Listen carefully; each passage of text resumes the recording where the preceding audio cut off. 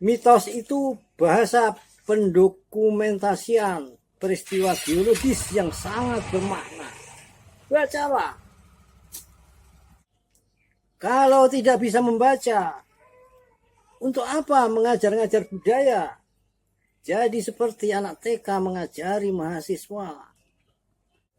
Menyelamlah bersama kecerdasan komprehensif dan temukan mutiaranya. Perang Baratayuda realitasnya terjadi di Indonesia.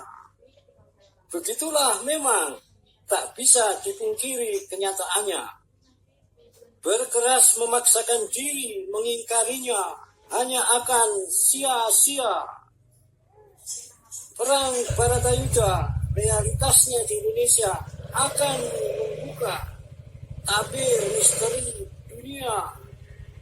Banyak sekali yang bersukacita. Sedikit yang jadi bertanya-tanya. Hanya sangat sedikit yang seperti kecewa. Mungkin masih belajar untuk merdeka.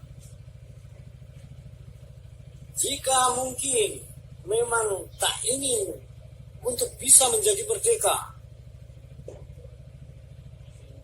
mengurung diri di dalam bingkai terminologi buatan orang yang tak tahu,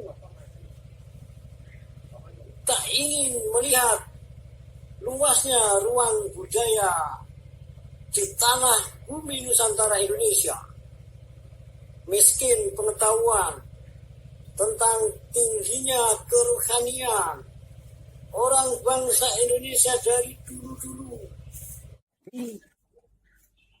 Bukan menyembah pohon, Orang di tanah bumi Nusantara Indonesia sudah ribuan tahun berketuhanan yang Maha Esa.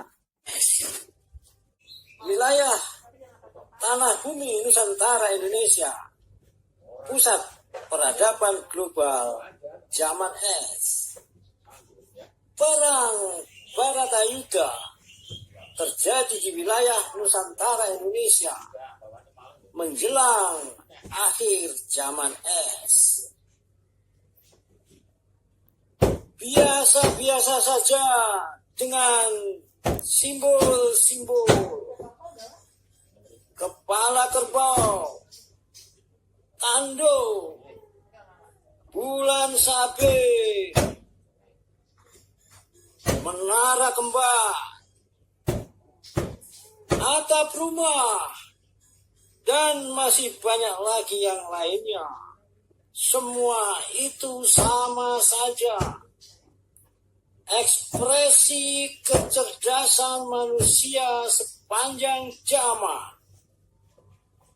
Mengenang, mencatat, mengingat peristiwa dua gunung yang pernah menghancurkan dunia, yaitu letusan Gunung Krakatau dan Gunung Toba.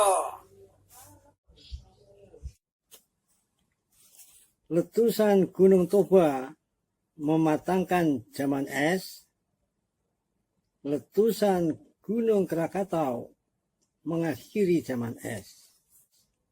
Segala sesuatunya telah dilakukan penyelidikan dengan sangat mendalam oleh Bapak Profesor Arisio Nunes dos Santos dari Brasil yang sangat terkenal, yang juga berbanyak mengutip kitab Ramayana dan Mahabharata.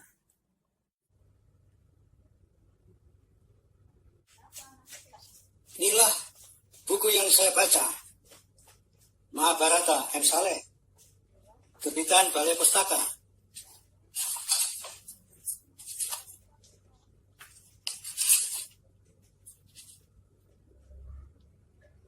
Cetakan pertama 1949, cetakan kedua 1959, cetakan ketiga 1968, cetakan keempat 1975, cetakan kelima 1978, cetakan ke-6 1986, cetakan ke-7 1991, cetakan ke-8 1992, cetakan ke-9 1993.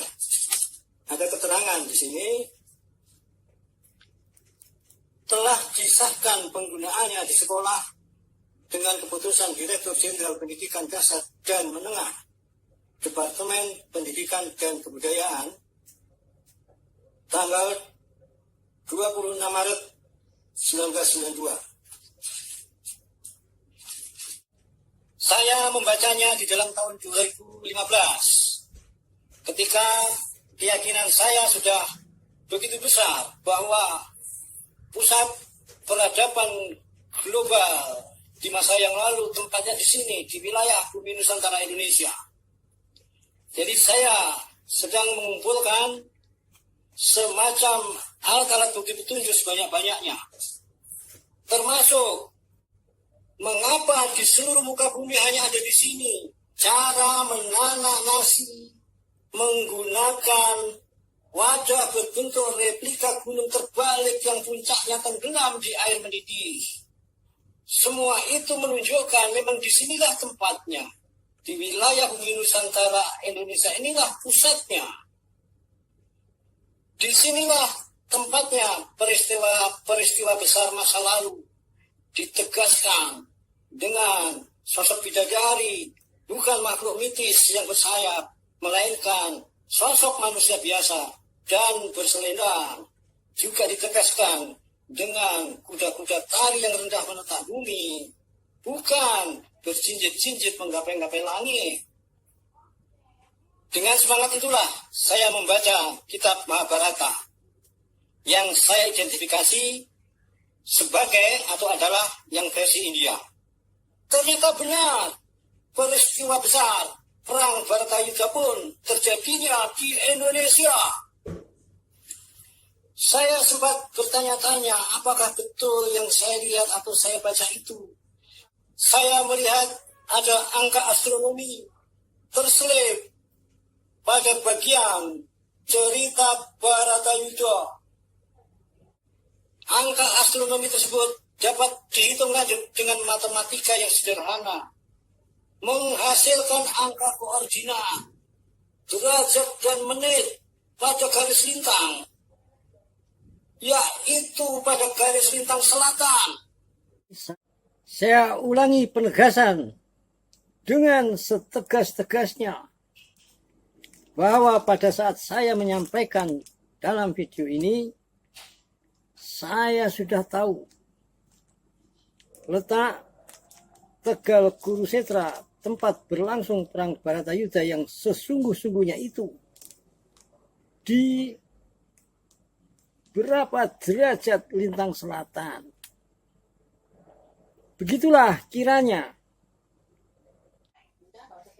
Wahai alangkah rendah oknum-oknum Al-Hadrami yang merendahkan, menghinakan budaya orang bangsa Indonesia, merendahkan, menghinakan pewayangan, bahkan merendahkan, menghinakan nama tokoh-tokoh dalam pewayangan untuk digunakan.